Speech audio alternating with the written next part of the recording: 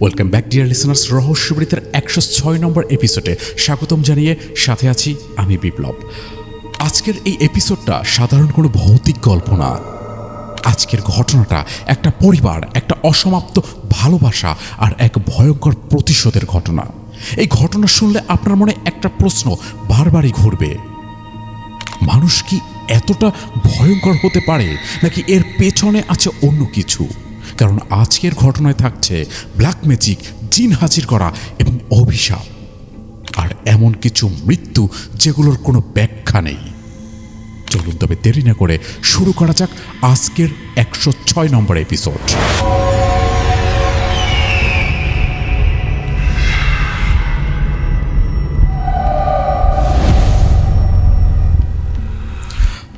আমাদের আজকের ঘটনাটা পাঠিয়েছেন শরীয়তপুর থেকে আবিদ নামের একজন। আবিদ অবশ্য নিজে সবকিছু দেখেনি, কিন্তু সে শুনেছে। এই ঘটনাটা তিনি তার মামার কাছ থেকেই শুনেছে। আর সবচেয়ে ভয়ঙ্কর ব্যাপার হলো, এই ঘটনাটা এখনো শেষ হয়নি। এই অভিশাপ এখনো তাদের পরিবারে চলছে।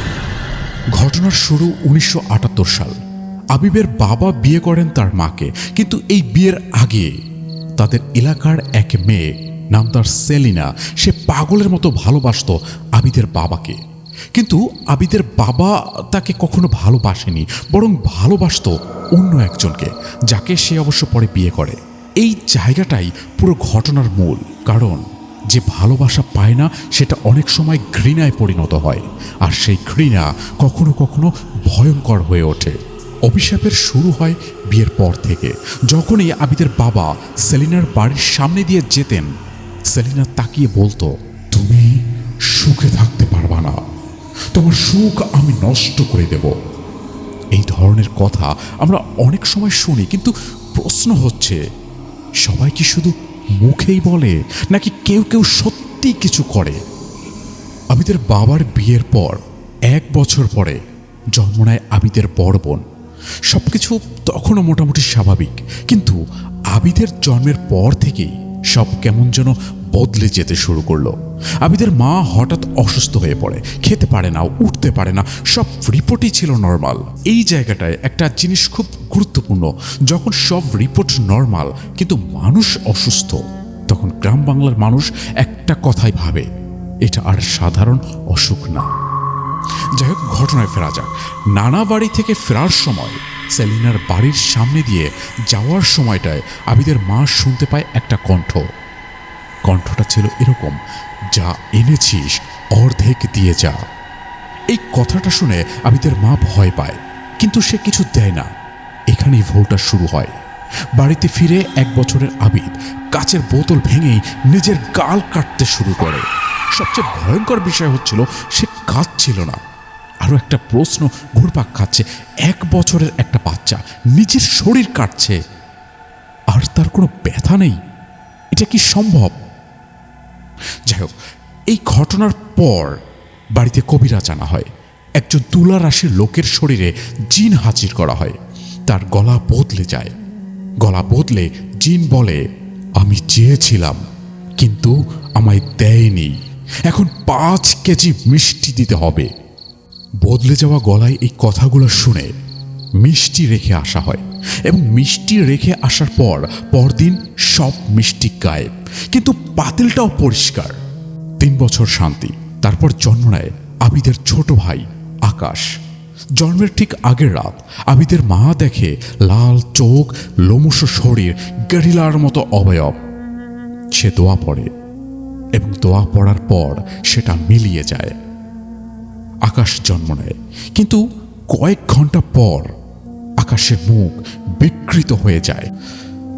2 দিনের মাথায় অবশ্য আকাশের মৃত্যু হয়ে যায়।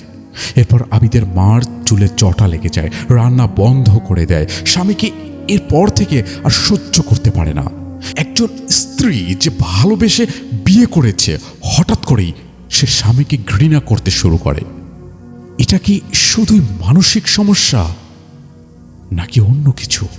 এছাড়াও সে হঠাৎ করে নিজেই পুকুরে নেমে যায়, নিজেই পুকুরের মাঝখানে যায়, এবং একটা পর্যায়ে ডুবেও যায়। কিন্তু সেদিনকার কপাল ভালো যে মামা দেখতে পেয়েছিল। মামা এসে আবিদের মাকে বাঁচায়।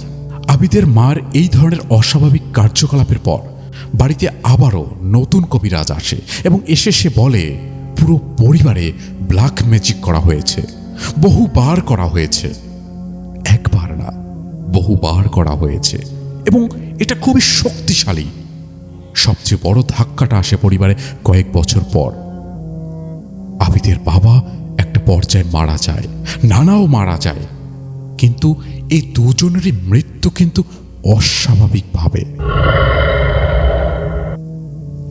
এই ঘটনাটা নিয়ে যদি আমরা একটু ঠান্ডা মাথায় ভাবি তাহলে কয়েকটা প্রশ্ন উঠে আসে।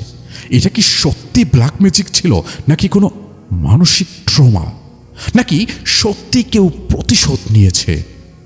কিন্তু একটা জিনিস পরিষ্কার, এই ঘটনাগুলোর মধ্যে একটা প্যাটার্ন আছে এবং সেটা শুরু হয়েছিল সেলিনার অভিশাপ থেকে। সবচেয়ে ভয়ঙ্কর ব্যাপারটা কি জানেন? আবিদ বলছে এই ঘটনাগুলো নাকি এখনো থামেনি, এখনো তাদের পরিবারে এই অস্বাভাবিক ঘটনাগুলো ঘটে যাচ্ছে। যদি আপনার জীবনেও এমন কোনো ঘটনা থাকে যেটার কোনো ব্যাখ্যা নেই, চাইলে আপনিও সেই ঘটনাগুলো আমাদের পাঠাতে পারেন। ডেসক্রিপশন বক্সে আমাদের ইমেল অ্যাড্রেস এবং হোয়াটসঅ্যাপ নাম্বার দেওয়া আছে, কারণ আপনার পাঠানো ঘটনাই হতে পারে আমাদের রহস্যবৃত্তের পরবর্তী এপিসোড। আমি বিপ্লব আজকের মতো এখানেই বিদায় নিচ্ছি। ভালো থাকুন, সতর্কে থাকুন, মনে রাখবেন সব কিছু চোখে দেখা যায় না, কিছু জিনিস অনুভব করতে হয়। আল্লাহ হাফেজ।